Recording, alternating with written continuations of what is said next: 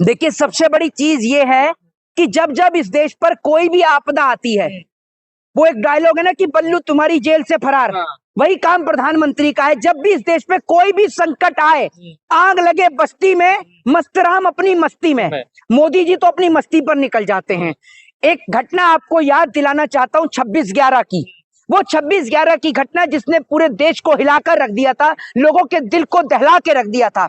जब वो घटना होती है, उस वक्त पर देश के प्रधानमंत्री डॉक्टर मनमोहन सिंह होते हैं और लोग मनमोहन सिंह से सवाल करते हैं तो मनमोहन सिंह अपनी सारी मीटिंग्स को छोड़कर, उनको बर्खास्त कर मुंबई की ओर रवाना हो जाते हैं और वहां जाकर देश को संबोधित करते हैं, देश से माफी मांगते हैं और इतनी बारिश के बीच भी देश को संबोधित करते हैं और पूरे देश से खड़े होकर माफी मांगते हैं कि हमारी वजह से ये जो घटना हुई, हम सुरक्षा ठीक से नहीं कर पाए। वो देश से माफी मांगते हैं। लेकिन बड़ी बात, हमारे देश के प्रधानमंत्री क्या करते हैं?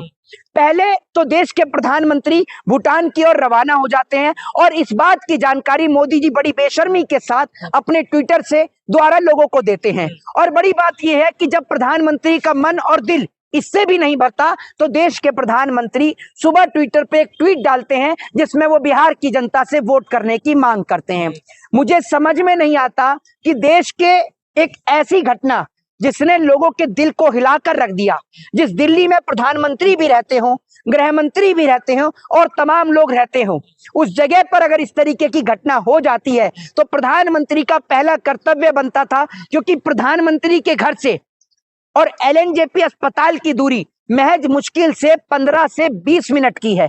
जो लोग इस वीडियो को अदर स्टेट से देख रहे हैं तो उनको भी बता दूं कि पीएम हाउस से जो हमारा जो एलएनजेपी अस्पताल है दिल्ली का, उसकी दूरी महज 15 से 20 मिनट की है। तो जहां देश के प्रधानमंत्री को सबसे पहले जो लोग इस तरीके की घटना में मारे गए हैं उनके परिवारों से मिलना चाहिए था, तो मोदी जी भूटान में मिल रहे हैं। और भूटान से ऐलान किया है कि आरोपियों को छोड़ा नहीं जाएगा। देखिए, इस तरीके से, जिस तरीके से मोदी जी ने ऐलान किया था बिहार से कि बिहार से हम पाकिस्तान को जवाब देंगे, ठीक उसी तरीके से भूटान से जवाब दे रहे हैं। अरे पहली बात तो ये कि आप उन्हें पकड़ तो लो, आप उन्हें पकड़ो। दूसरी सबसे बड़ी चीज ये है कि आज जहां हमारे देश के अंदर, ये कोई पहली घटना नहीं है, मोदी सरकार के राज में कई घटनाएं हो गई हैं और अब लोगों की जान की वैल्यू पैसे से करी जाती है।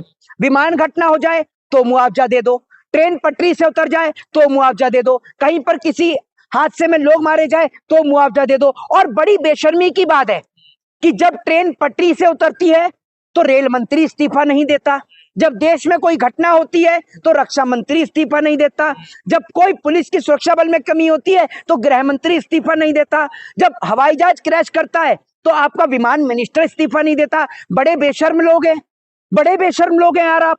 और आपकी हैं राष्ट्रवादी लोग, ये राष्ट्रवादी नहीं, ये बेशरमवादी लोग हैं, ये आप समझ लीजिए। और आपने जिस तरीके की बात कही है ना, ये जो गोदी मीडिया है ना, इसी ने सरकार के जो उतरा हुआ जो ढीला जो सरकार का जो कच्चा है उसकी बागडोर इन्होंने ही संभाल रखी है। वरना सरकार का कच्चा तो कब का नीचे उतर जाए अगर ये गोदी मीडिया उसको अपने नाड़े से बांध के ना रखे। में करते हैं, आपने सुना नहीं उनकी बातें, सब कुछ देश हित में करते हैं, परिवार त्याग गया देश। मैं आपसे ये कह रहा हूं, एक और तो देश के प्रधानमंत्री, जो अपने परिवार की बात करी ना, एक और तो देश के प्रधानमंत्री ये कहते हैं कि पूरा देश मेरा परिवार है।